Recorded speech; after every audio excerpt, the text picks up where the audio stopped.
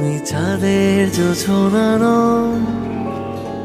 তুমি ফুলের উপমানো তুমি চাঁদের জোছনা মা জোর করে পাঠিয়েছে বলে আমি নাকি বিয়ে না করলে সে মরেও শান্তি পাবে না। ঝর্ণা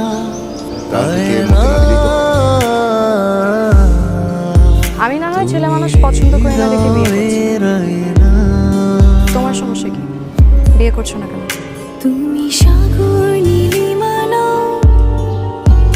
তুমি মেঘের বর্ষা আমার মনে হয় আমার জীবনটা সেই 12 বছর আগে আটকে আছে। এসব খেয়ালি কথা বাদ দিয়ে এবার বিয়েটা করে ফেল।